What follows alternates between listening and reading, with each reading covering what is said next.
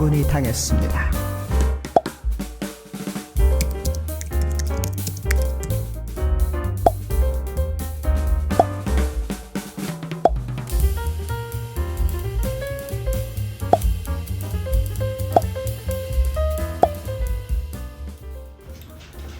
이럴 경우에는 이제 어떻게 해야 될까요?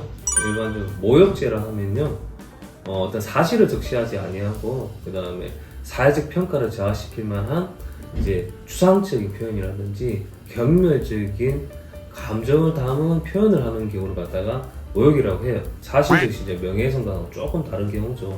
일반적으로 모욕죄가 성립하기 위해서는요, 공연성이 인정돼야 되고 특정이 돼야 되고 그 다음에 모욕이라는 이제 사회적 비난은 사회적 감정이라든지는 가치를 갖다가 평가를 절하시킬 만한 그런 표현을 사용한 경우에 이제 모욕죄가 성립이 되는 경우가 있습니다. 많아요. 모욕죄 젊은 애들, 특히 어린 애들, 고등학생들 같은 경우 많이 걸리는 경우가 게임하다가 막 저렇게 싸워요. 싸우다 보면 이제 누구 막 어떻다 뭐 소새끼 개새끼 뭐 너가 엄마 뭐 이런 것부터 시작해서 어마한 쌍욕을 다 해요. 저들끼리. 그러면 이제 그걸 누가 이제 이따가 이제 걔가 피해자가 다 캡처를 하죠. 캡처를 한 다음에 이제 그걸 갖다 고소를 하는 경우에 그런 경우들이 있고, 그 다음에 또 이제 일반적으로 이제 좀 많이 이제 그 피해가 발생하는 데가 어디냐면 이제 마음 카페라든지 어떤 카페들 있잖아요. 어떤 이제 특정 이제 그 병원이라든지 아니면 학원이라든지 어떤 뭐 그 영업점에 관해서 이제 거기서 이제 자기가 겪었던 일들 있잖아요. 그걸 갖다가 이제 적는 것까지 좋아요. 좋은데 이걸 과하게 뭐 이렇게 뭐 적는 경우들이 있어요. 그러면 이제 또 그걸 또 이제 모욕이라고 해가지고 이제 또 고소하시는 경우들도 있어요. 모욕죄 같은 경우는 뭐 일반적으로 이제 고소를 해가지고 수사가 진행이 되면 이제 사이버 사건이 되는데 그쪽에서 이제 수사가 진행이 됩니다. 그러면 피의자를 특정을 해야 되는데 뭐 알고 있는 사람이라면 상관이 없는데 모르는 경우에는 그 사람 아이디라든지 이런 걸 뭐 적시하고 뭐 그렇게 해서 이제 수사를 의뢰를 하면 수사기관에서 이제 카페라든지 아니면 그 네이버라든지 뭐 이렇게 포털 사이트 뭐 이렇게 가입한 아이디를 통해 가지고 조회를 하면 그 피의자 인적사항을 특정하게 되죠. 그러면 이제 피의자한테 이제 전화를 하겠죠. 전화를 해가지고 뭐 이러이러한 일 때문에 그런데 조사받으러 나와라 이렇게 해가지고 조사를 시작하게 되는 경우도 있어요.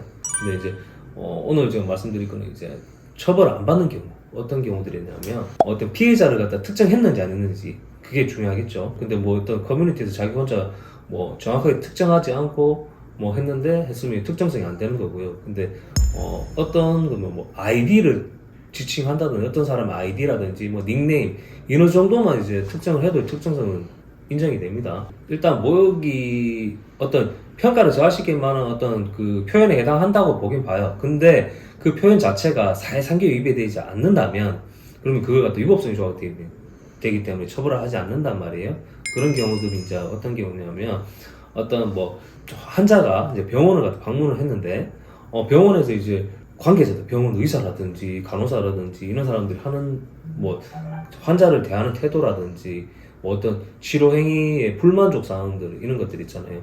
뭐 그런 것들을 가지고 자기가 이제 인터넷 이제 뭐 카페 맘카페 같은데 이제 글을 적은 거예요. 어떤 A라는 병원에서 뭐 오늘 갔었는데 접수대 직원부터 불친절하고 뭐 어떻게 하고 뭐 하면서 좀 과한 표현이 있긴 하죠.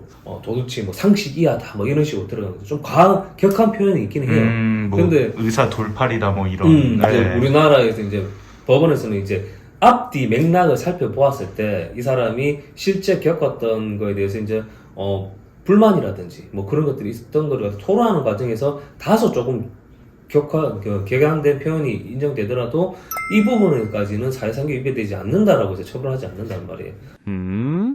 내가 그거를 왜 썼는지 앞뒤 맥락을 잘 생각해 보시라는 거예요. 제가 봤을 때는. 그러니까 됐든 얘가 마음에 안 드니까 뭐 개새끼 소새끼 했으면 처벌 받아야죠. 범죄자를 위한 선처는 없다. 그렇죠. 네. 당연히 뭐 그 사람 가갖고 뭐 갑자기 완전 쓰레기네 저래기네 뭐 이래버리면 그건 아니잖아요. 근데 그 뭐 내가 특정한 사람하고 이제 어떤 언쟁이 있었을 거 아니에요. 분명히 뭐 보면 이게 언쟁이 있으니까 그 과정에서 그냥 저 사람이 했던 폐악이라든지 이런 것들을 밝히는 과정에서 하다가 조금 강조된 부분이 있다. 그러면 그 부분을 갖다 정확하게 어필을 하셔야겠죠. 어필을 하시면 수사관도 앞뒤 경위를 갖다가 본단 말이에요. 그리고 일단은 고소를 하시는 분이 앞에 어떤 상황이 자기한테 불리한 상황을 갖다 얘기하겠습니까? 그렇죠. 얘기 안 하고 고소를 하겠죠. 네. 그러면 우리는 그 앞에 있었던 것들 있잖아요. 그 증거 자료를 다 캡처하셔야겠죠. 어떤 것들이 있었는지 네. 캡처해가지고 이제 수사관에 제출하면 수사관이 이제 왜 이렇게 작성이 되었는지 그 경위라든지 이런 것들 비춰봤을 때 사회상규 위반되지 않는다고 하면 무혐의 처분을 하겠죠. 이게 들으면서도 되게 어렵네요. 아 그리고 그건 있어요. 뭐지 그 일단 모욕죄가 친고죄예요. 아, 네. 고소를 해야지 이제 수사를 할 수 있단 말이에요. 네네. 그렇기 때문에 뭐 피해자하고 합의가 되면 네. 어차피 이거는 공소권 없음이니까 네. 뭐 합의하시는 것도 괜찮죠. 아. 이런 일이 발생을 안 하려면 최대한 엔터키에다가 손을 떼는 것이 좋다. 아, 그거겠네요. 일단은 이런 일이 발생하지 아니 않으면. 그건 아니죠. 왜냐면 아니 사람 할 말을 해야죠. 아, 사람 할 말을 해요. 할 말을. 사람 할 말을 하고 살아요. 그러면 바꿔 말하면 비판은 하도 되지만 비난은 해서는 안 된다겠네요.